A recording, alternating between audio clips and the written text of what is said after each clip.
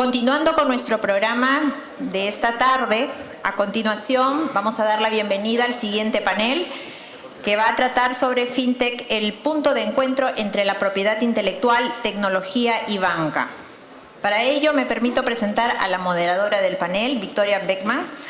Victoria centra su práctica en la privacidad y la seguridad de la información. Es la líder del área de ciberseguridad de Frost Brown Todd. Es la presidenta de la Oficina de América Latina de su firma y representa a empresas estadounidenses y extranjeras en propiedad intelectual, negocios y litigios transfronterizos. No solo ayuda a sus clientes con el cumplimiento de las leyes de privacidad estatales, federales e internacionales, sino también en preparar estrategias para responder a violaciones de datos y otros incidentes de seguridad. Antes de ejercer el derecho, Victoria ejercía como ingeniera industrial en los sectores de tecnología y automotriz y compartía sus actividades profesionales con el patinaje profesional también en Colombia, su país natal. Démosle la bienvenida a Victoria.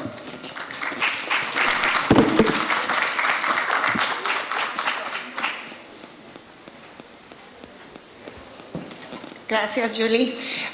Bueno, con esa presentación tan larga no tengo nada más que decir, pero les voy a presentar a nuestros panelistas del día de hoy. Tenemos una presentación más cortita para que ellos les expliquen mejor qué hacen. Tenemos aquí a Leo El Duayen, que es el cofundador de Koi Banks, que opera en Uruguay, Argentina, México y Colombia. Y tenemos a Diego Fernández, que es socio de Marval en Buenos Aires y está en el área de práctica de propiedad intelectual, tecnología de la información y privacidad también. Les voy a dejar que ellos les expliquen un poquito más sobre lo que hacen y empezamos con el panel.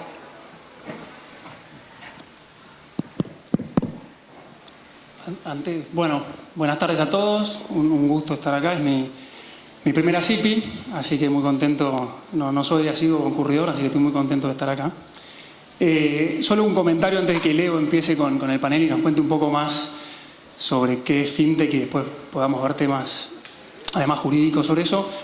Algunos me habrán visto en el programa bajo iTech Law. Yo quería solo aclarar quién es iTech Law y que yo sigo estando en Marval. iTech Law es una asociación que nuclea abogados de tecnología y que tiene una relación muy cercana con ACIPI. De hecho, lo que buscamos es que tanto ACIPI como iTech Law puedan participar en una y otra conferencia. A través de Luis muchas veces lo hacemos en iTech Law en Estados Unidos y después tenemos la invitación a gente de iTech Law que hoy vengo a representar. Muy breve, iTech, bueno, como les digo, es una asociación de abogados, representa a casi todos los países en los distintos continentes. Les sugiero, si les interesa el tema, que vayan a iteclaw.org, ahí van a ver cómo está formado. Hay un comité específico de Latinoamérica que es muy interesante para participar también. Y ahí van a encontrar, entre otras cosas, que hacemos encuestas, hay encuestas de privacy, de e-commerce y de FinTech que pueden revisar. Así que bienvenidos a mirarlo. Pero esa aclaración para ponerme los dos sombreros, no solo represento el estudio, sino que también represento hoy a iteclaw. Bueno, y como Diego nos explicó, vamos a hablar de FinTech, pero hay muchos términos que en realidad nosotros estamos acostumbrados a hablar sobre sandbox, blockchain, cosas que de pronto para nosotros son más del común. Entonces queremos empezar con una explicación un poquito básica, general, sobre qué es el FinTech y qué se encuentra como dentro del mundo del FinTech, para que después podamos hablar un poquito de los aspectos más técnicos de él. ¿Cómo no? Bueno, buenas tardes a todos. También agradezco la invitación a todo el equipo de ACIPI, también mi primera ACIPI, así que muy contento acá. Gracias Mati y todo el equipo por darme la oportunidad. 2 líneas de mí, les cuento. Yo de formación soy abogado, tengo un terciario en desarrollo de software y hace 6 años que estoy en este ecosistema FinTech con mi compañía, se llama Koi Banks, que básicamente lo que hacemos es una plataforma de procesamiento de pagos y otros activos financieros utilizando tecnología blockchain. Y siguiendo un poco lo que nos planteaba Victoria, ¿qué significa esto de FinTech, ¿no? ¿O qué abarca y dónde se traza esta línea de entramos dentro de FinTech, no entramos dentro de FinTech? Es realmente muy difusa y muy difícil de delimitar. O sea, un banco que ofrece una plataforma digital es FinTech. una startup que está haciendo tecnología pura y no tiene los capabilities jurídicos para ofrecer un servicio financiero sí es una fintech? Entonces realmente empezamos a ver cómo, en mi humilde opinión, realmente fintech es sencillamente el futuro de la oferta de productos y servicios financieros. O sea, si vamos a la etimología, fintech, que es una obviedad para muchos de ustedes, viene sencillamente de tecnología al servicio de la industria financiera o de los productos financieros. ¿Quién ocupa el rol de ofrecer tecnología hacia la industria financiera? Pueden ser los startups, pueden ser las mismas instituciones financieras que hoy existen, pueden ser nuevas formas de instituciones financieras, pueden ser organizaciones autónomas y descentralizadas que trae todo lo que es blockchain, contratos inteligentes y cripto a la mesa. Y esto se fue ramificando, ¿no? Hoy en día tenemos aseguradoras haciendo insurtech, que hay gente que lo pone dentro de fintech y gente que no. Tenemos también analytics dado a real estate y productos financieros que entran y no entran dentro de fintech. Creo que tiene más sentido analizarlo casuísticamente e ir viendo desde el lugar de cada uno dónde realmente se está agregando valor en esta conjunción de finanzas y tecnología, y la etiqueta de fintech es sencillamente una consecuencia, ¿no? Gracias. Bueno, y ahora, Diego, estamos hablando de fintech y se oye más como algo financiero, más de tecnología, y se preguntará a la audiencia, bueno, y nosotros siendo abogados, ¿qué tenemos que ver con esto? Entonces, ahí vamos al título del panel, que es ¿cómo se relaciona fintech con la propiedad intelectual? Sí, bueno, previo a entrar directo en la pregunta, complementando un poco lo que decía Leo, creo que hay un tema terminológico que no termina de cerrar entre este concepto de fintech, y muchas veces tenemos como, alguien dice fintech y se nos viene a la cabeza un montón de cosas distintas, y muchas veces creo que ya el mercado está suficientemente maduro, pero pensábamos siempre en una startup, ¿no? Parecía fintech, startup, 2, 3, 4 socios, algo más chico y empezando a desarrollar algo. Corregime, Leo, pero bueno, me parece que el ecosistema ha ido cambiando. Claramente lo que vino a irrumpir mucho fue el procesamiento de datos, la capacidad de hostear en la nube, todas las barreras de entradas que antes la banca tradicional tenía, porque tenía fondos, de repente aparecen con una barrera muchísimo más baja y es mucho más fácil para compañías nuevas como la de Leo o muchas otras prestar estos servicios asociados, que muchas veces son servicios financieros que quedan regulados o no por los bancos centrales, pero muchas veces son servicios que vienen a prestarse por el costado, que no necesariamente van a competir con el servicio de la banca tradicional, sino que vienen de alguna manera, después lo podemos ver cuando hablemos de Open Banking tal vez, vienen en términos más criollos, a ensanchar esa torta, generar más consumidores, traer más jugadores, gente no bancarizada, traerla al juego y ofrecer más servicios. En definitiva, esta dicotomía entre banco y fintech, que muchos, yo al menos en mi opinión, muchas veces no es tan así, creo que se pueden complementar bastante bien. Como un ejemplo de eso, para pensar un poco de lo que vamos a estar charlando, ahí les puse hace muy poquitos días, salió esta noticia. A lo que yo estoy viendo, ustedes no ven la presentación atrás. ¿Hay forma de proyectarla? Yo la estaba viendo acá muy contento. Ahora sí. Esta es una noticia muy reciente. Que el impacto que tiene claramente estamos hablando de una primer fintech comprándose un banco tradicional.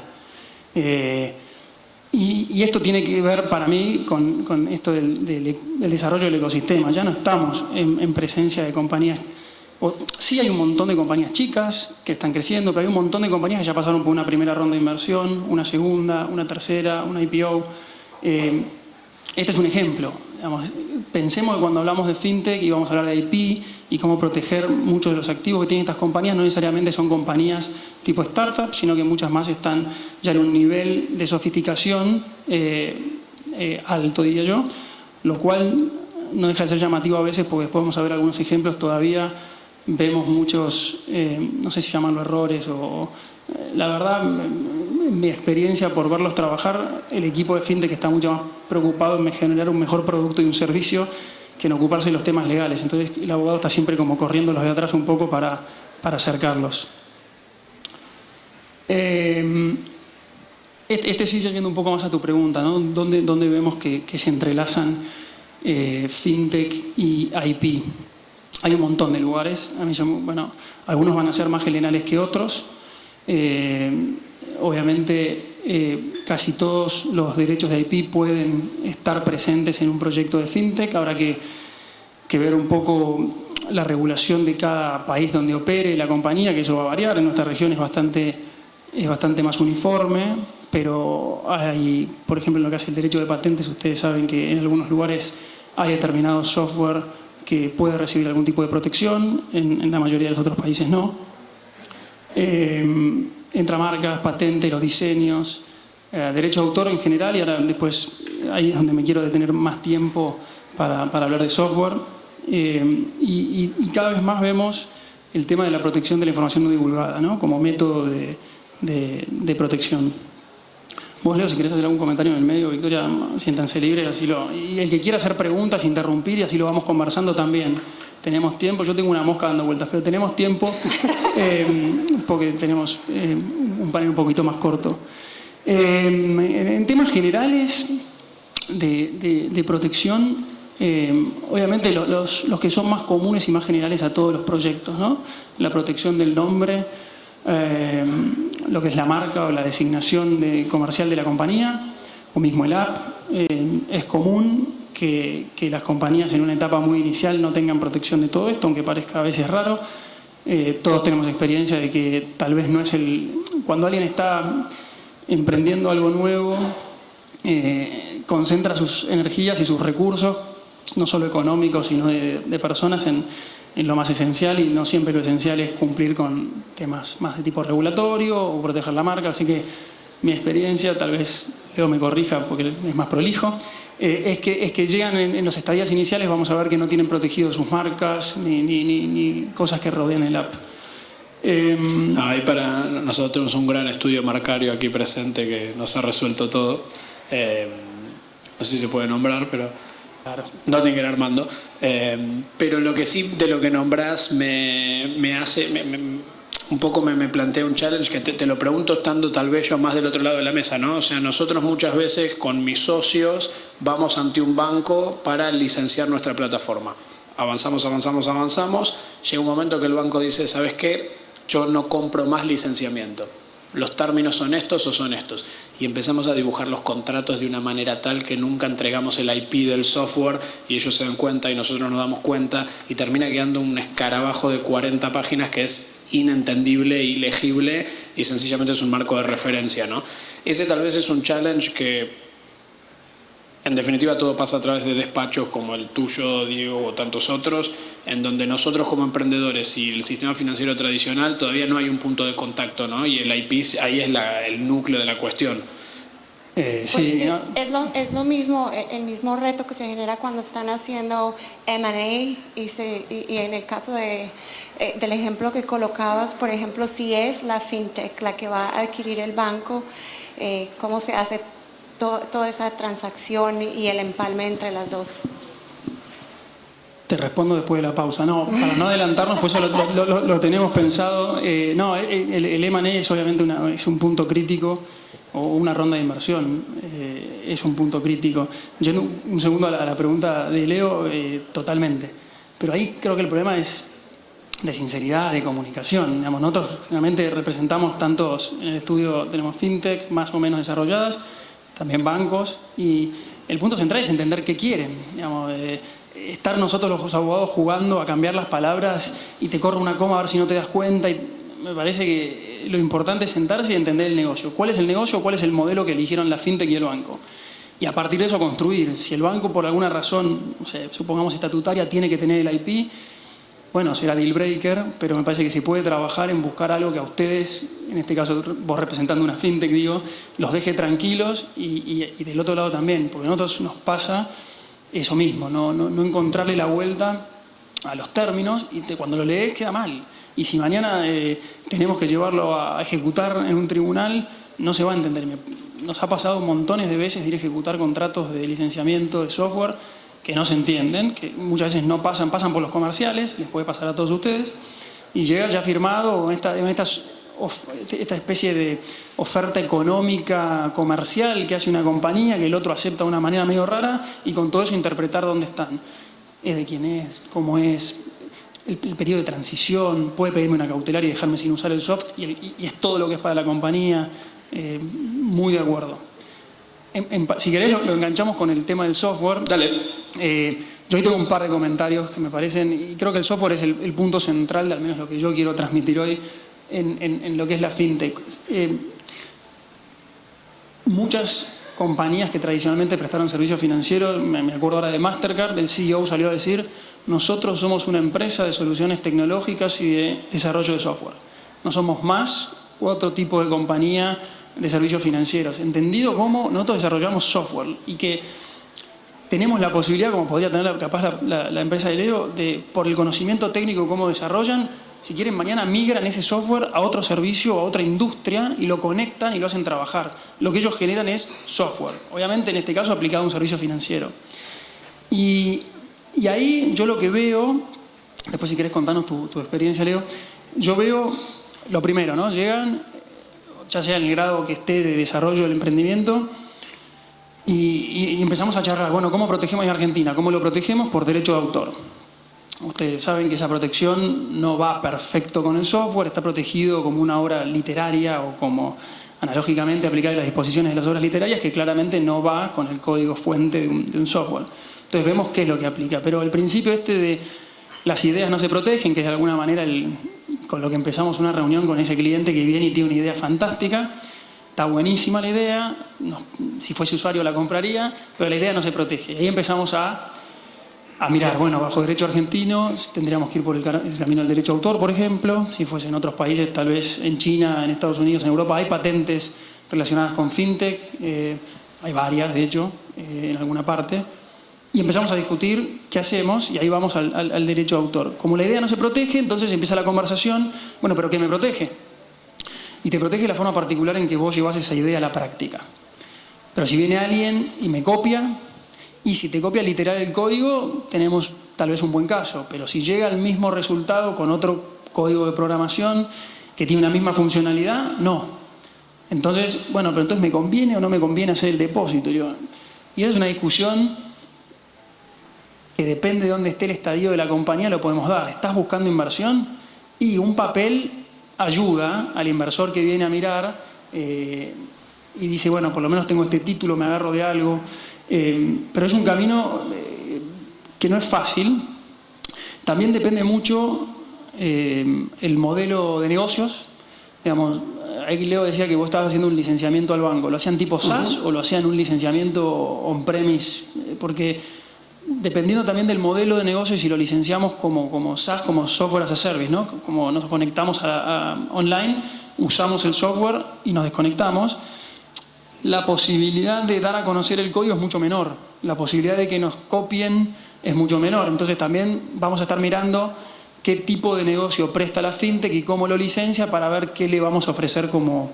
¿Vos tenés un comentario, Leo? Perdón. Ese es nuestro ideal, SaaS. Lo que pasa es que muchas veces te fuerzan a trabajarlo desde otro lado, ¿no?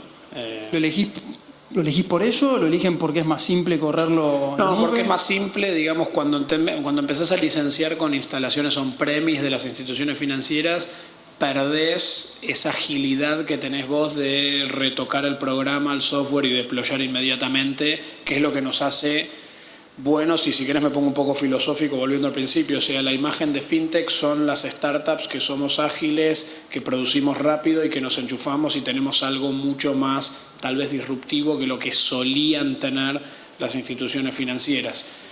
A mí me gusta definir esto, un libro se los recomiendo mucho, se llama Tomorrow's Lawyers, de Richard Susskind, que dice more for less. O sea, ¿por qué todos ustedes usan cualquier aplicación de transporte de las que hay hoy, para no dar nombres? Probablemente porque les salga más barato, les es más cómodo y les da una mejor experiencia. Todo eso obtienen mejor servicio a mayor calidad por menor precio. Eso es lo que está pasando hoy en el mundo fintech. O sea, las startups somos de alguna manera una ventana hacia eso. Los usuarios nos eligen porque me das mejor servicio, de mayor calidad, menor precio. Las instituciones financieras, como quieren empezar a llegar hacia ahí porque necesitan ayornarlo de alguna manera, o lo hacen in-house o te contratan a vos. Ahora, cuando te contratan a vos, entras en esta negociación de David contra Goliat. Para nosotros es un game changer y aceptamos trabajar con ellos y empezamos a dar concesiones. Para ellos es un shortcut de 5 años, tal vez, ¿no? Eso que mencionás me parece importante entender, digamos, no se aplica a FinTech nada más, digamos, en todas las industrias que trabajamos, pero digo, cuando ustedes empiezan a trabajar, que recordemos, cuando trabajan con un contractor, dependiendo de la ley que sean, pero yendo al derecho argentino, si no hay un contrato de cesión de derechos, el IP lo tiene el que crea la obra, en este caso la empresa de Leo. Entonces es importante tenerlo muy en cuenta, porque nos ha pasado muchas veces de estar sentado con un cliente asesorándolo en algún tema y este software, ¿quién lo desarrolló? Lo desarrolló una empresa B. ¿Y dónde está el contrato? No tenemos contrato.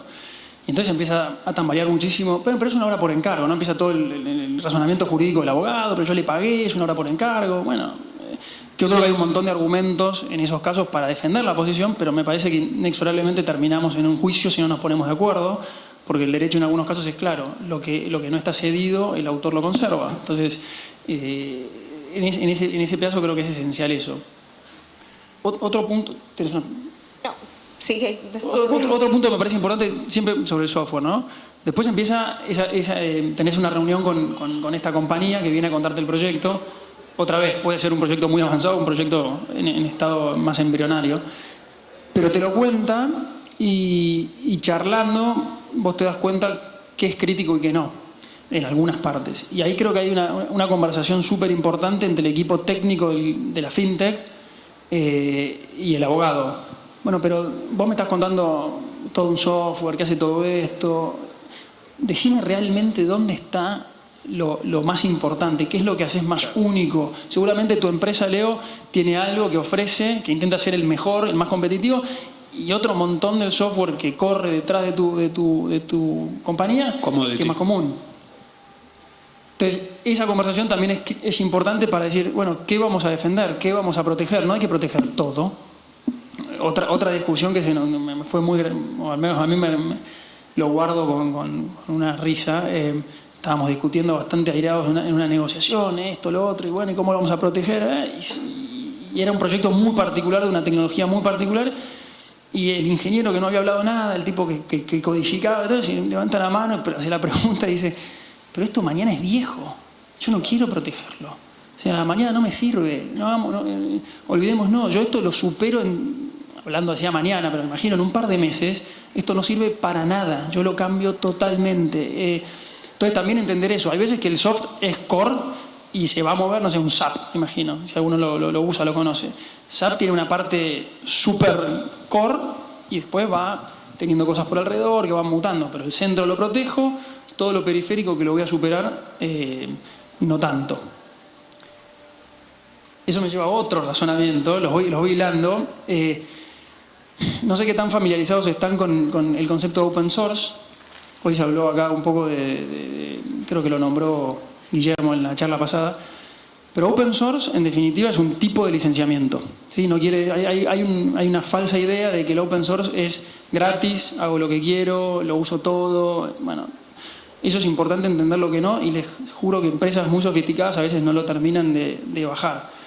Cuando yo uso open source significa que uso un software que alguien puso a disposición bajo un tipo de licenciamiento que tiene determinadas condiciones y restricciones. Algunas son muy liberales, usalo todo lo que quieras, distribuirlo, usalo comercialmente, solo decí que te lo di yo. Y otras son mucho más duras, y tal vez la dureza más grande para negocios como los de ustedes es tenés que dar a conocer el código fuente si haces una nueva versión y la distribuís. Entonces ese es otro punto central en entender. Viene Leo con un software. Eso lo podemos ver también para el M&A, ¿no? Hay un montón de formas de analizar el código que trae ese software. Y hay software que analiza software, valga la redundancia, y nos dice, bueno, de todo este 100%, todo esto es open source, todo esto no, o al menos no lo encontramos en ningún repositorio de open source. Entonces también empezar a separar dónde está lo que es único, lo que es desarrollado por unos. Cómo separar, otro consejo que yo daría muchísimo si tiene alguien que está usando open source, es ver cómo separar de alguna manera todo el software open source a una parte del desarrollo, y la que no sea open source más propietaria del otro, para intentar lo que se llama la intoxicación o la infección, que ahora justo con el coronavirus viene como medio anillo al dedo. Pero hablan de la infección del software, un software open source que entra en nuestro código y nos infecta el resto del código y nos los hace nos genera obligaciones de tener que darlo a conocer. Y capaz el negocio de Leo está apoyado en que ese software no se conozca. Tal vez su negocio no puede seguir, el comprador ve que está comprando algo que no es lo que quería usar, así que ahí es otro punto central para tener en cuenta. Bueno, y ahora que dices eso también me trae a preguntarte, y ya has hablado un poco sobre los obstáculos que se pueden tener cuando se está trabajando con FinTech, pero en cuestiones de qué es importante y cuál es la estrategia cuando estás hablando de que tienes que proteger, tienes que tener patentes, pero muchas de las transacciones en FinTech se están haciendo a través de blockchain y son transacciones globales, internacionales, en que hay muchos participantes, hay mucha gente que está entrando a blockchain. ¿Y cómo haces o qué recomendaciones les das a tus clientes de qué es lo importante proteger? ¿Quieres contar un poco, Leo, qué es blockchain y cómo funciona? Sí, claro. Que de hecho se vincula mucho con lo que vos hablabas recién, ¿no? Supongo que todos alguna vez escucharon hablar de Bitcoin o de blockchain. Rápidamente, para dárselos en una oración, blockchain es una base de datos distribuida.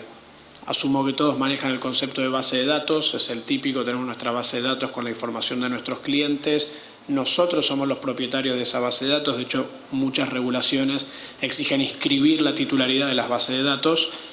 Blockchain es una base de datos distribuida que no es de nadie puntualmente, es un protocolo de código abierto en el cual cualquiera que se lo instale en su servidor pasa a ser un nodo más, un participante más de esa base de datos, ¿sí? Y cada vez que una transacción entre dos personas sucede, todos esos nodos la validan y la incorporan a su copia de esa base de datos. La información está encriptada. Yo, como un nodo que posee una copia de esa base de datos, no tengo manera de saber que Diego transaccionó con Victoria. Sencillamente veo caracteres alfanuméricos que identifican usuarios sin datos sensibles. Y cualquier manipulación o alteración de un registro de esa base de datos debe ser hecha de conformidad con el 51% del poder de procesamiento. Para explicarlo muy fácil, el 51% de los nodos, es decir, de los servidores que forman parte de esta red para modificar un dato. Esto lo lleva básicamente a que todas las compañías que estamos, como bien decía Victoria, que estamos trabajando algún producto o algún servicio sobre blockchain y tenemos una transacción en ella misma, a la hora de empezar a trabajar con IP se vuelve muy delicado. Imagínense que en una transacción de una operación, la que gusten, envío un Bitcoin a la billetera de Victoria, yo pudiera ponerle metadata a esa transacción a través de una función matemática que se llama un hash, ¿sí?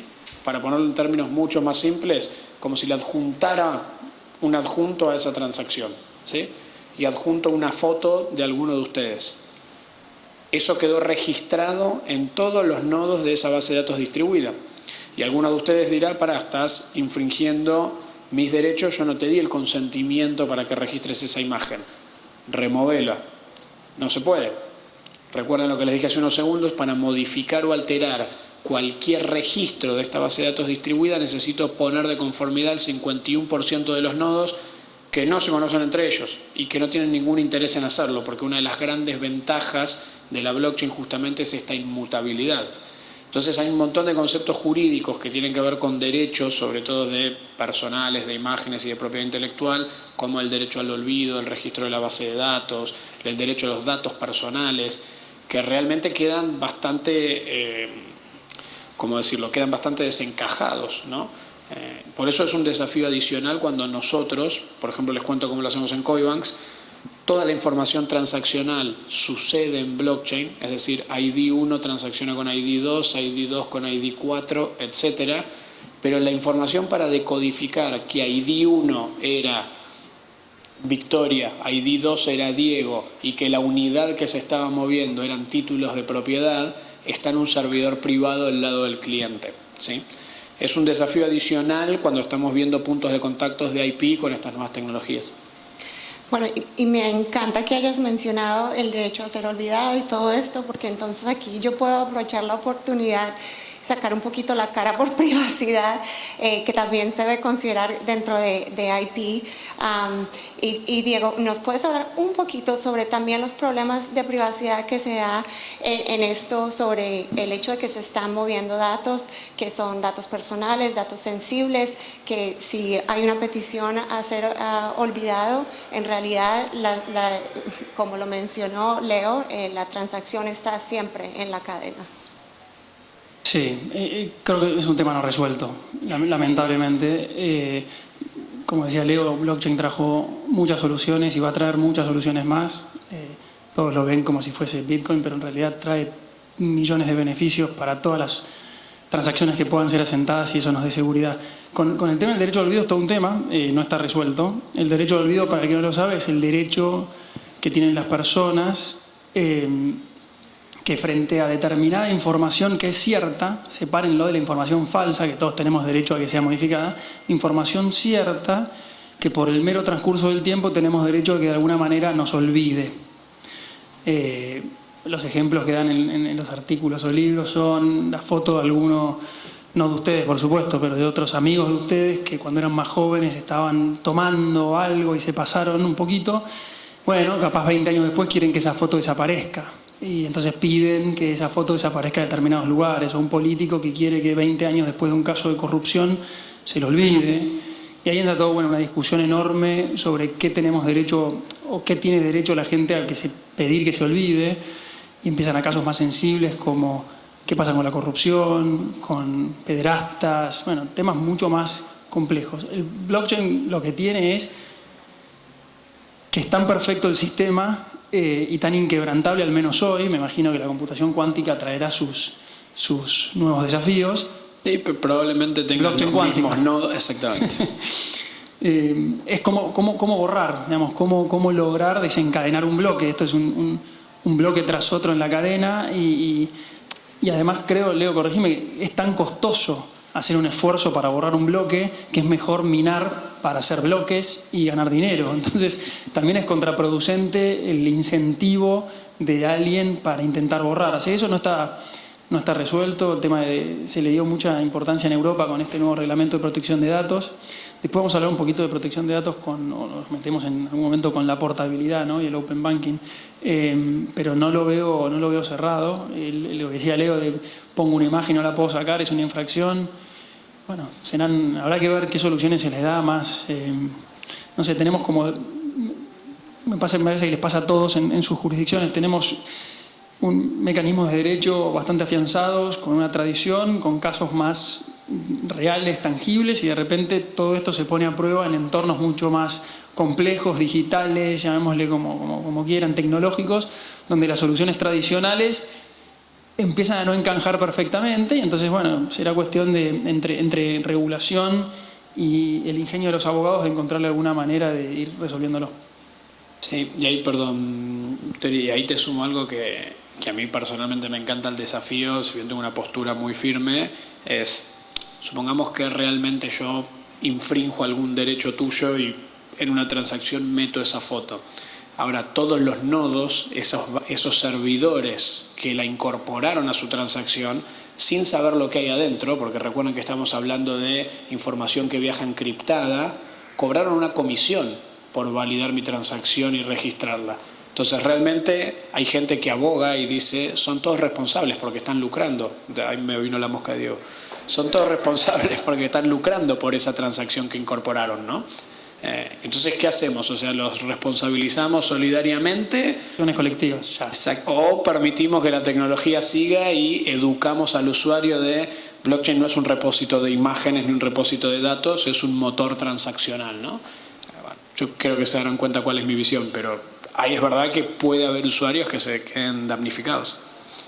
Y ahora que tú dices lo mismo de casos muy específicos a las jurisdicciones, también está el problema jurisdiccional, el hecho de que FinTech es algo demasiado nuevo, que las normas regulatorias en la mayoría de los países no han podido llegar a alcanzarlo y que cuando estamos hablando de cosas de FinTech, de blockchain, estamos hablando de regulaciones que aplican de varias partes, como estábamos en el tema de privacidad.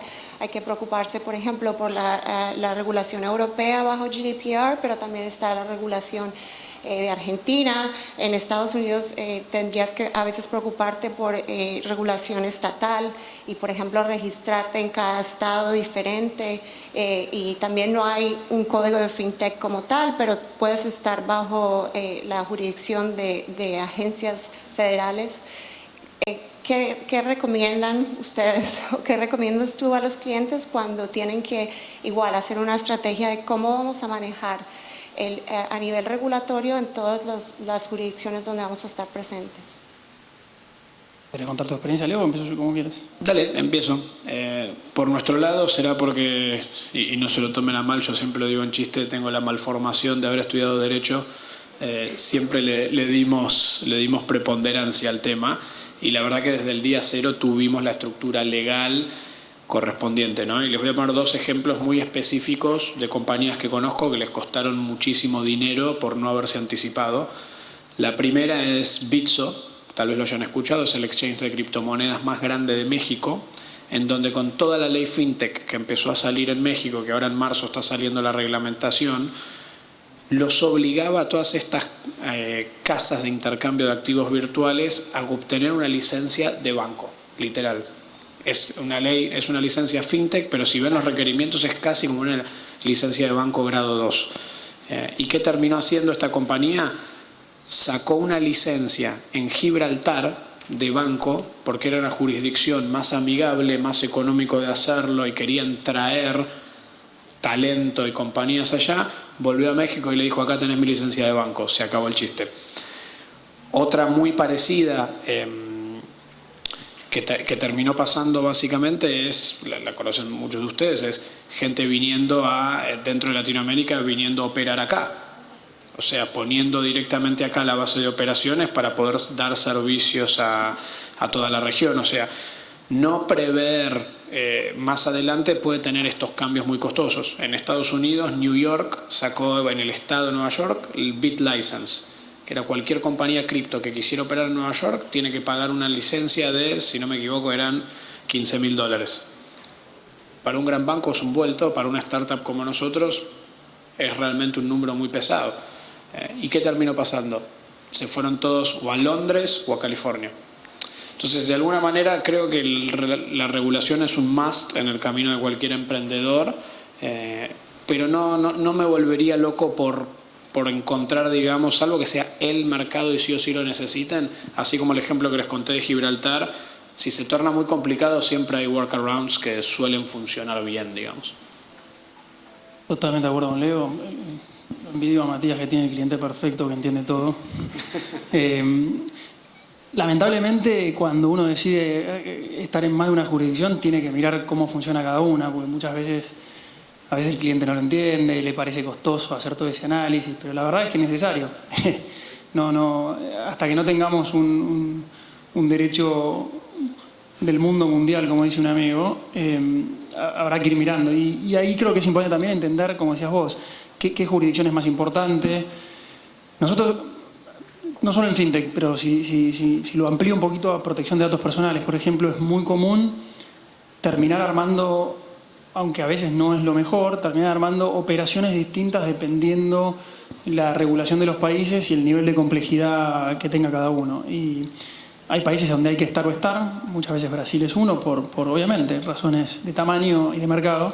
Entonces hay muchos que operan en un Brasil, por ejemplo, con una figura jurídica y con otra en otros, o suben la vara a uno donde se sientan cómodos, o asumen riesgos. Todos tenemos clientes que asumen riesgos, en definitiva estos son riesgos, y operan desde afuera, desde otros países, en ese país, con todas las complejidades que pueda tener, y vos capaz las conoces mejor. Y lo deciden hacer, y el riesgo es que tengan algún tipo de acción en el futuro. Uno chequea si tiene bienes, si no tiene bienes, ¿no? ¿Qué posibilidad de enforcement hay de algún tipo de decisión contraria a lo que están buscando? Pero creo que ser prolijo desde el principio es mucho mejor. Entiendo perfectamente la necesidad de muchas compañías de al principio hacer algo más exploratorio y ver cómo funciona, y después si ven que el producto tiene potencial, tal vez frente a una posibilidad de primer inversor, acomodar un poco, ¿no?, los documentos, los papeles, y estar más en regla. Bueno, y hablando de regulación, también es muy común en este escenario ver sandboxes. No sé si eso tiene traducción en español, pero... Sí, no tiene una... Le dicen arenero. Bueno, el arenero. El caso es que, por una parte, son buenas porque promueven la creatividad, la iniciativa, ensayar cosas nuevas, pero hay en realidad muchos problemas también de propiedad intelectual que pueden surgir en un ambiente abierto de sandbox. No sé si si nos pueden dar una explicación de cómo funciona un sandbox y cuáles son los obstáculos a nivel de propiedad intelectual. En nuestro caso no hemos tenido la oportunidad de participar en ninguno. Estamos recién aplicando ahora el Sandbox en México que acaban de lanzar. Pero la verdad es que muchas veces, cuando no tienen un gran soporte estatal, el Sandbox termina siendo insuficiente para lo que fue creado. O sea, si vos me ofreces probar nuestro producto en un Sandbox de 100 usuarios, más allá que para tener el TIC jurídico o del regulador, en verdad, no nos aporta mayor valor. O sea, realmente... Sandbox que conozco que hacen sentido, por ejemplo, es el que tienen en el Reino Unido, donde realmente es un sandbox profundo, con usuarios reales y que te permite testear el producto y con reglas de juego muy claras. O sea, ese usuario que se suscribió a ese sandbox sabe que si de alguna manera es perjudicado por el uso del producto, vamos a hablar de un consumidor financiero, que es el tema que nos compete, sabía de antemano y casi que se le da el tratamiento de un inversor profesional o calificado, ¿no? Como diciendo que hiciste utilizar este producto, te fue mal, estabas operando a riesgo propio. Honestamente no he visto casos de robo de IP en Sandbox, no sé si Diego vos tenés alguno. Sí entiendo, digamos, o me puedo imaginar el resquemor de cualquier, o mismo vos, perdón, ¿no, Victoria? El resquemor de cualquier founder de decir... Si aplicar al Sandbox, que encima tiene 100 usuarios y no me va a dejar probar mi producto, implica abrir todo mi código, que es propietario, y por ahí lo pienso dos veces. Pienso lo mismo que Leo. Si vamos a hacer un Sandbox, hay que hacerlo tal vez en etapas, arrancar con 100, pero si no te van a dejar probarlo en serio al producto para ver de qué se trata, es medio complicado. Y yendo a lo que es IP puro... Bueno, muchos sandbox tienen reglas más claras sobre cómo es esa participación en cuanto a la IP. Parecido un poco a esto que está de moda de los legal hackathons y todo lo demás, que uno va y hace un montón de cosas y genera contenidos. Lo esencial ahí, digamos, abogados, no abogados, es ver la letra chica, de quién es qué. Digamos, y eso generalmente está resuelto, muchas veces a favor de quien organiza, pero uno decide, siendo adulto, participar o no. Es como decís vos, si participar implica dar a conocer un código que en definitiva yo pienso monetizar porque la gente no lo conozca y no me interesa mucho, pero bueno, en algunas jurisdicciones no te dejan arrancar si antes no probaste. La idea de fondo es la misma que hay alrededor del mercado fintech que hablábamos con Leo y con vos antes de entrar. Muchas fintech, como no quedan reguladas o no quedan alcanzadas por regulación del Banco Central, no tienen algunas protecciones que tienen la banca tradicional, por ejemplo el encaje, que no sé si es un término común en el resto de los países, que es de todo el dinero que el banco maneja, hay un porcentaje que lo que tiene encajado lo tiene que tener disponible en el Banco Central por si pasa algo.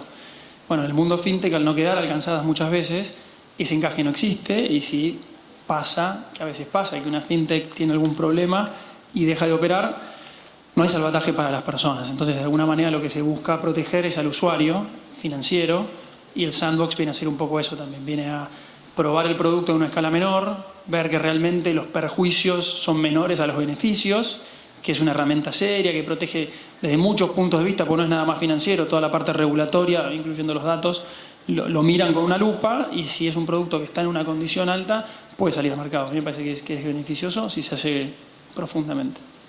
¿O si has visto casos que haya quedado IP comprometido?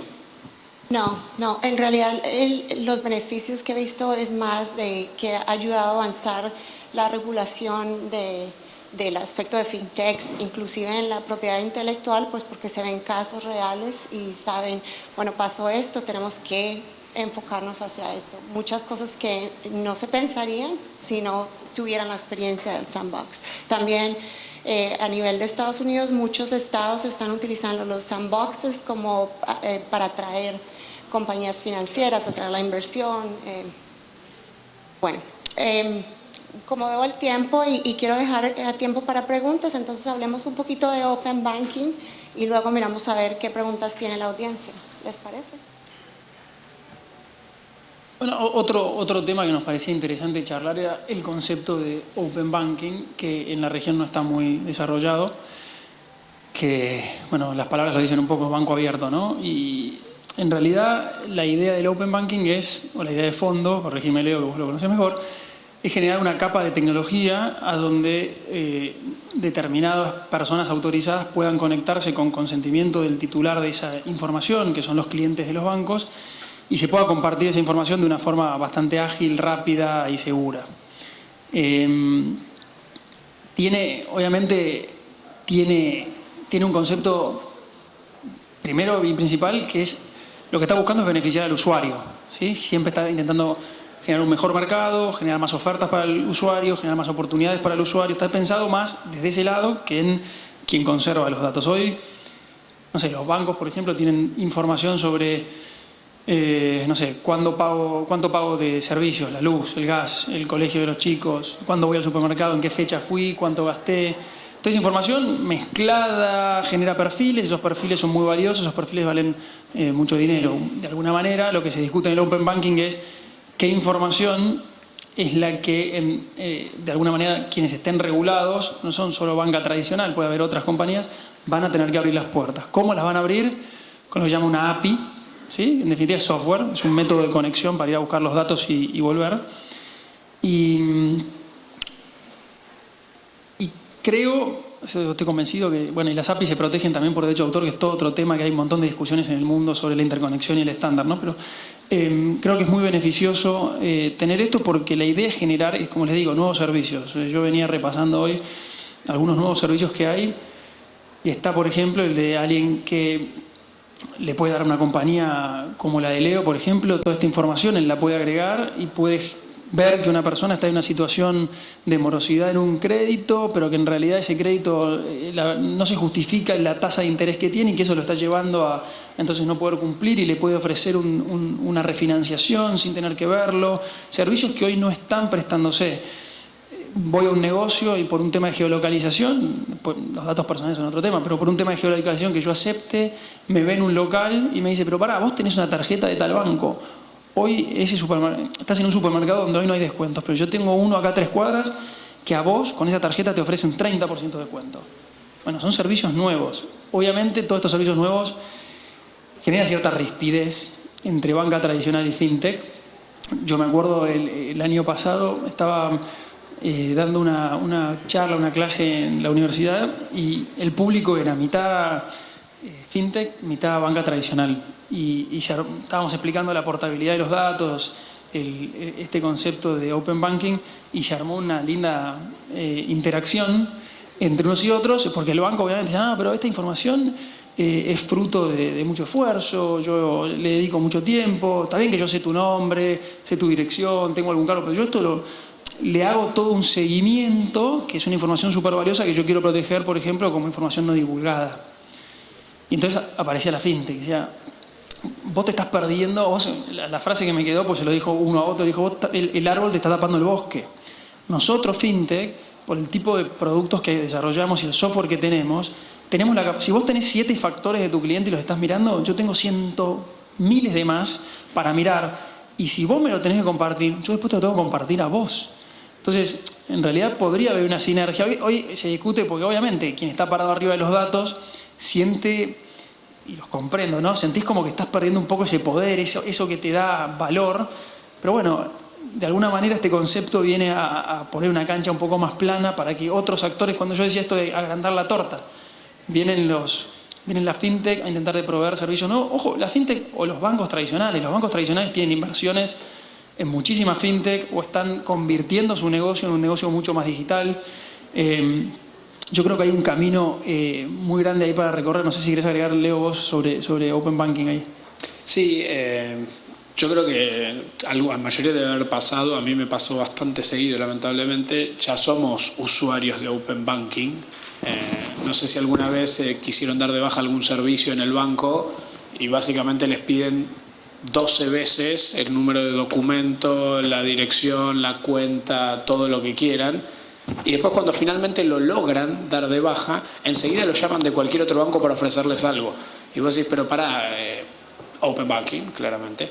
Entonces, de alguna manera lo que pone en jaque Open Banking es esa información que ya tienen, digamos, de manera no reconocida o no reconocida públicamente algunas instituciones financieras sobre nosotros. ¿Debieran tenerla todas? Y hay gente que va un paso más allá y por ahí yo estoy muy sesgado por la industria en la que estoy, que es la industria de blockchain y cripto en general, en donde hay una postura muy tajante de los datos son del usuario. Y funciona con este esquema de criptografía simétrica, igual que el de firma digital. En la mayoría de Latinoamérica es igual, digamos, clave pública, clave privada, en donde mi billetera con mis datos o mi cuenta con mis datos soy yo quien habilita a quién se la comparto. Entonces le doy acceso, por ejemplo, al Banco de Victoria por una semana, o le doy acceso a toda la industria por 10 días a ver quién me ofrece la mejor tasa, y el que me ofrezca la acepto, ¿no? A título personal creo que Open Banking versus lo que tenemos hoy es una mejora, sin duda, porque hoy es un poco lo que les digo, ya sucede sin que esté blanqueado y sin que todos podamos aprovechar eso. Creo que ponerlo arriba de la mesa de alguna manera nivela el juego para que lo aprovechen todos y eventualmente debiera eso concluir en mejores propuestas para nosotros como consumidores financieros. Después hay una cuestión que creo que es un debate muy profundo de esos datos. ¿Está bien que estén, digamos, quién es el titular de ese dato? ¿Somos nosotros o es la institución financiera? La ley dice que somos nosotros. Ahora, en la práctica es lo que vos decías, digo, ¿quién está parado arriba del dato? Probablemente la institución financiera tenga datos míos que yo no conozco. Relacionado con eso, agregando, porque estoy totalmente de acuerdo, hay una decisión de hace poquitos días de la Agencia Española de Protección de Datos, porque esto se relaciona con la portabilidad del dato, que quiere decir que uno tiene derecho a portar ese dato a otro lado cuando es un dato personal. Hay datos que no son necesariamente personales y tiene el banco y tiene derecho a tener. Pero me pareció interesante porque ellos lo llaman como... y esto es lo que, bajándolo un poco a lo nuestro, ¿no? IP. La discusión de fondo es si el banco tiene, después le ponemos el título que querramos, tiene algún derecho más o menos de IP o como información no divulgada sobre lo que hace por sobre el dato puro. Y alguien había pedido esta portabilidad del dato y llevarse unos datos, y a mí lo llaman datos inferidos o derivados, y lo que dice es, se los leo textual, es cortito. Por otro lado, no son objeto del derecho de portabilidad aquellos datos que pueden ser considerados inferidos y derivados, entendidos como los que resulten de la aplicación a la información generada en el desarrollo del servicio de conocimiento o técnicas propias del responsable, es decir, procedentes de la aplicación sobre los datos de técnicas que forman parte del know-how del responsable, en este caso el banco, como puede ser entre otras técnicas matemáticas o resultantes de la aplicación de algoritmos. Y esa es la discusión de fondo, esa es la discusión que se va a venir. Nosotros estuvimos en el comité de bancos de Argentina discutiendo este tema, y la discusión era esa, ¿es mío o no es mío? Y obviamente la discusión, si se la dejamos al que tiene el dato va a decir es mío, si se lo dejamos al titular va a decir es mío, si se lo dejamos a la fintech va a decir es de todos, compartámoslo. No terminamos de ver. Me parece que está más inclinado a que el titular del dato sea el dueño de esa información hasta cierto punto, y arriba de un nivel que la regulación tendrá que marcar, será el esfuerzo del banco, de la fintech, que pueda quedárselo y protegerlo. Cuando alguien me diga dame mis datos, va a llegar hasta ahí. Esto no es tus datos, esto es información que yo... El perfilamiento lo creo. Pero si vas a la definición de dato personal, entra, porque no deja de ser información relacionada a una persona física, o en el caso de Argentina jurídica, y es como difícil. Bueno, y en realidad en ese caso sería un análisis más de riesgo. Si, por ejemplo, en términos de datos personales se considera que en realidad es el usuario, bueno, ¿quieres exponerte a esto o quieres exponerte a una multa de GDPR de 20 millones de euros? O sea que... Tal cual, y muchas cosas, mucho de lo que estamos hablando no está en nuestros países, ¿no? Sepámoslo, que estamos hablando con un criterio más global. Open Banking no lo tenemos en Argentina, portabilidad de datos está en un proyecto de ley que acaba de perder estado parlamentario, lamentablemente. O sea que son derechos que no existen, que están en el mundo, pero que todo indica que vamos para ahí, con lo cual algunos están preparando ya su modelo de negocios para estar preparados. Bueno, y viendo el tiempo, entonces les quería preguntar si tienen algunas preguntas para al final hacer unas conclusiones cortas.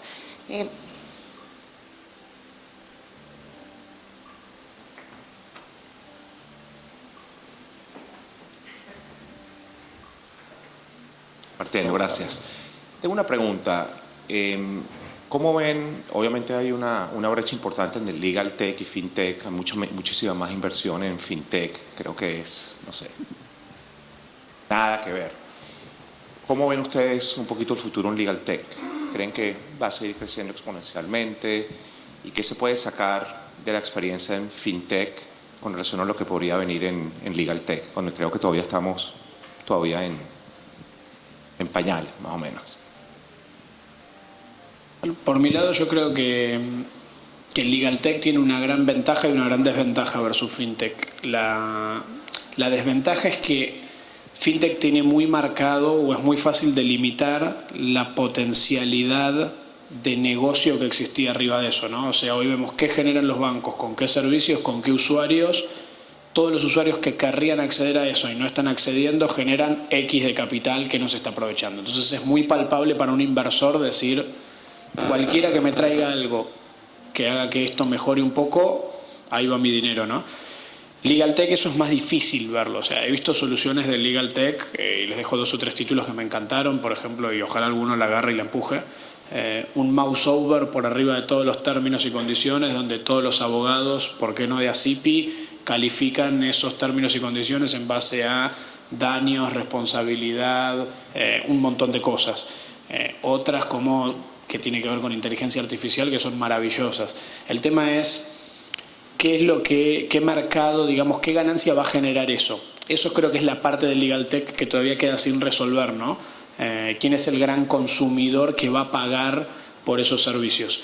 Esa es la desventaja. Y la gran ventaja es, hoy Legal Tech, el que encuentre la llave para destrabar eso, no tiene techo. O sea, no tiene un competidor parado al lado que te va a poner barreras de entrada. Están todos ansiosos esperando que eso suceda. No sé cómo lo ven ustedes. Muy parecido. Yo creo que la gran barrera de entrada a Legal Tech sigue siendo cómo definimos la práctica del derecho. Y entonces en las jurisdicciones como las nuestras, donde la práctica del derecho la tenga que hacer un abogado, cualquier solución tecnológica que no involucre al abogado o que sean compañías tech puras, tienen problemas. El ejemplo es Estados Unidos, ha habido millones de problemas. Ahora se está flexibilizando mucho en los Estados Unidos. Hay estados que han empezado a morigerar su código deontológico a la práctica del derecho. Creo que cuando le encuentren la vuelta a eso, va a explotar mucho más. Y después, todo lo que sea automatizable, todo el trabajo repetitivo, automatizable, es cuestión de tiempo. Ya han avanzado mucho las herramientas en inglés, la barrera idiomática es otro, todas las herramientas que existen de software para M&A y demás hablan muy bien inglés y no hablan muy bien en español. Entonces todavía nosotros vemos que no nos inunda la región, pero en plazas Londres, Nueva York, todas las compañías, todos los estudios corren con un software que ve eso de mirar contratos con un abogado joven, miles de contratos, busca la cláusula de cambio de control, está o no está y que dice, busca específicos, ya sabe leer. Yo creo que va a seguir creciendo. De hecho, el año pasado se vieron récords de inversiones en Legal Tech. Y si vienen las inversiones es porque se viene todo lo demás. En cosas me parece a mí más repetitivas como discovery, smart contracts, cosas así, que se puede tener la supervisión del abogado sin que necesariamente tengan que gastarse las horas haciéndolo él mismo. Otra pregunta, creo que Juan tenía una pregunta.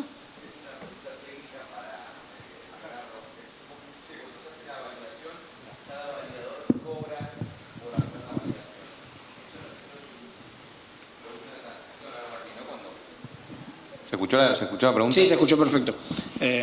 ¿Eso en los hechos es así, digamos, es una cuestión económica monetaria o cómo funciona? Sí, la sobresimplifiqué, digamos, le voy a dedicar un poquito más de detalle, ¿no? Los nodos estos servidores que registran las transacciones funcionan de maneras coordinadas por algún algoritmo de consenso. El más común, por ejemplo, el que tiene la blockchain de Bitcoin, porque hay N blockchains, ¿sí? Se llama prueba de trabajo o proof of work en inglés. Entonces básicamente es como si yo ahora posteara una ecuación acá en la pantalla en donde todos ustedes que no son humanos, son servidores, lo que van a hacer es probar variables, a ver con qué variable se resuelve la ecuación. El primero que la resuelve dice, fui yo. Todos veamos que el resultado fue el que corresponde y vos, asumamos que fuiste vos, te ganaste el derecho de escribir ese bloque.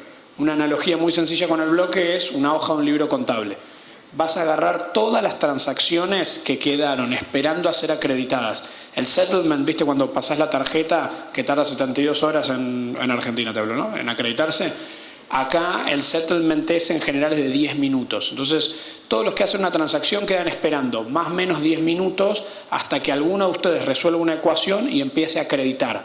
Va a acreditar tantas transacciones como entren en ese bloque, que se mide en términos de bytes. Entran tantos bytes por bloque. ¿Qué transacciones vas a acreditar vos primero?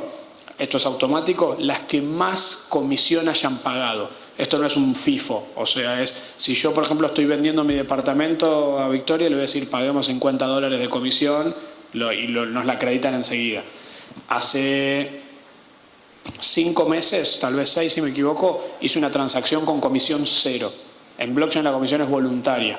Tardaron 22 días en acreditarla, porque nunca a nadie le interesaba meter una transacción con 0 de comisión. Las transacciones que vos agarres e incluyas en la hoja que te tocó a vos escribir porque resolviste la ecuación son comisiones que vos te quedás. Entonces ahí la pregunta, volviendo al ejemplo que yo daba, es si en una de esas transacciones yo cometí un acto ilícito o violé los derechos de alguien con metadata y vos lucraste por validar esa transacción, ¿sos también responsable? Mi teoría es que no.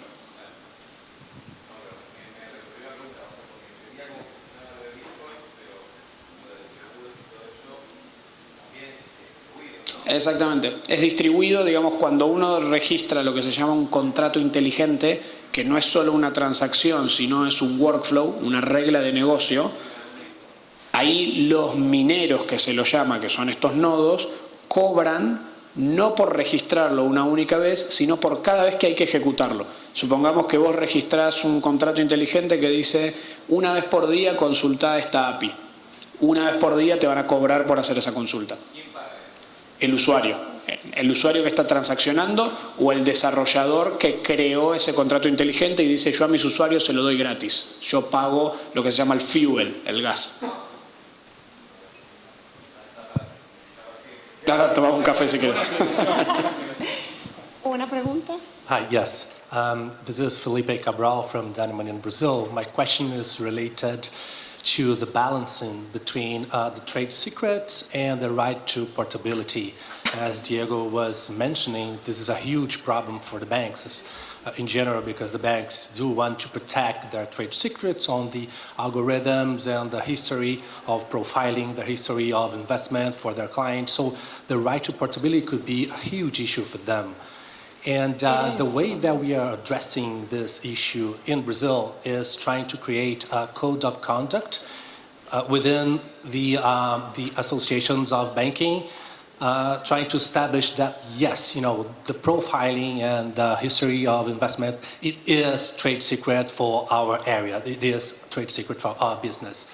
So my question, well, we still do not know if the solution is going to work because the law is still not enforced in Brazil. It's going to be enforced from August on. So my question is, do you think that this approach would work in our country? Do you have any kind of similar situation or precedent?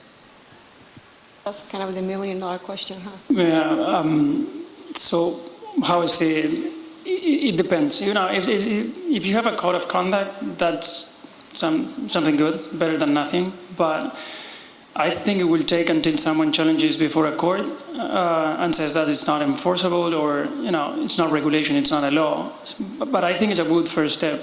I think they're waiting in Europe to see some regulation on that, on how to reconcile the trade secrets, because some of them or most of them have a trade secret law, and then you have data portability right.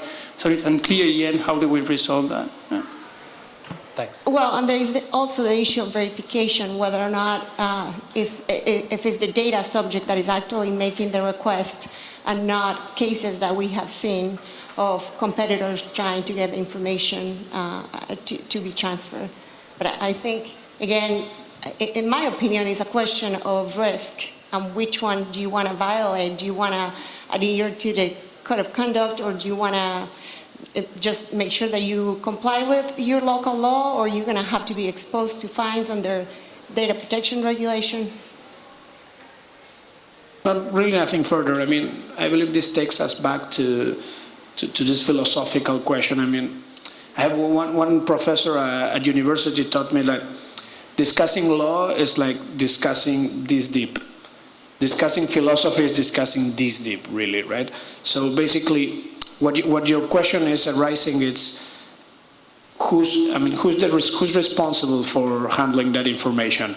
If we start from scratch saying this information is made available to everyone, my answer would be it's just a point of drawing that line that Diego spoke earlier, where this is the data, this is the processing and the profiling I have, so this is mine, this is public information. With that clarity, there's no much to argue. And if you go even deeper, it's I'm the user, the data is mine, you'll have my information as long as I want you to have it, and for the time I want, I will allow you to. I believe that this last scenario is not something we are near or close to come here in Latin America. Probably the scenario I mentioned before, it's more likely to happen in the next couple of years. Thanks. ¿Alguna otra pregunta? Ok, bueno, tenemos casi 10 minutos que quería preguntarle yo a Diego y a Leo, los dos, que me den como un resumen de cuáles son los puntos que creen que van a ser tendencia y oportunidades o dificultades en el campo de fintech en los próximos, no sé, 6 meses, un año. Es difícil hablar de años en fintech. Sí, sí. Es falta un montón. ¿Que empiece yo? Por mi lado, a ver, voy a tratar de no hablar tanto desde nuestro caso personal, sino un poco más de lo que estoy viendo en la industria, ¿no? A nivel industria, un poco lo que estoy viendo fintech y la industria financiera tradicional, si quieren pongámosle ese nombre, es cada vez más una colaboración que no sé honestamente hasta qué punto les conviene a las fintechs. ¿Y por qué? Digamos, lo que las fintech tienen de gran ventaja versus la industria financiera tradicional es el asset tecnológico. Que si bien es el más difícil, yo discuto mucho con los emprendedores o con colegas que dicen el sistema financiero no innova. Y yo le digo, aguanta un segundo, ¿no? Bien argentino. Digo, mira, cuentas de ahorro, de crédito, cuentas sueldo, tarjetas de crédito, prepagas, de débito, bonos, acciones, derivados, contratos de futuro, trading, o sea, hay un N cantidad de cosas que el sistema financiero ha hecho. Lo que no ha innovado, y es cierto, es en la infraestructura tecnológica que utilizan para servir todo esto. Y si somos muy sinceros, y no todos lo van a reconocer con una mano en el corazón, no lo han hecho porque no tenían el incentivo económico para hacerlo. Si ya estaban parados en una posición de que ganaban millones. Hoy con la crisis que hay en Argentina, CEOs de bancos me han dicho, mira, Leo, todo muy interesante, gano dinero con la tasa de interés y el tipo de cambio. Entonces no están pensando más allá, o porque no les interesaba y no tenían por qué hacerlo, ¿no? Ahora, todas las fintechs que sí tienen eso, cuando crecen y se empiezan a convertir en una realidad, se encuentran con una barrera regulatoria que es gigante, que es no podés captar dinero, no podés intermediar, no podés, estás incumpliendo con una cantidad de datos, de leyes de datos personales, no tenés leyes de encaje. Entonces, ahí es donde la fintech casi que le allana el camino a la institución financiera tradicional. Le dice, bueno, mira, hasta acá llegué, ¿me dejás conectarme a tu sistema así yo puedo reinventarte? Y eso tiene patas cortas, o sea. Entonces, esto puede salir de dos maneras, digamos. Y los bancos la juegan inteligentemente. Yo creo que las fintechs van a perder mucho del peso que hoy tienen. Tampoco me imagino 50 neobancos como se crearon en la región, reemplazando 50 bancos, para ser sincero. O el regulador puede tener un rol muy importante, que es abrir todo esto con lo que tiene que ver Open Banking y demás. E igual creo que van a ser menos las fintech que lleguen a esa posición de un lugar en la mesa, pero van a ser muchas más que si no lo hicieran, ¿no?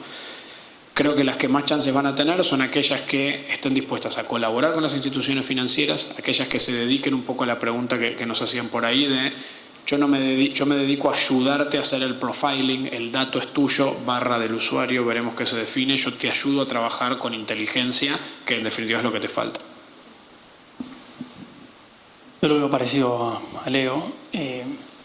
Agrego a lo que estabas diciendo vos que, de nuevo, creo que las fintech vienen a ampliar la gama de servicios.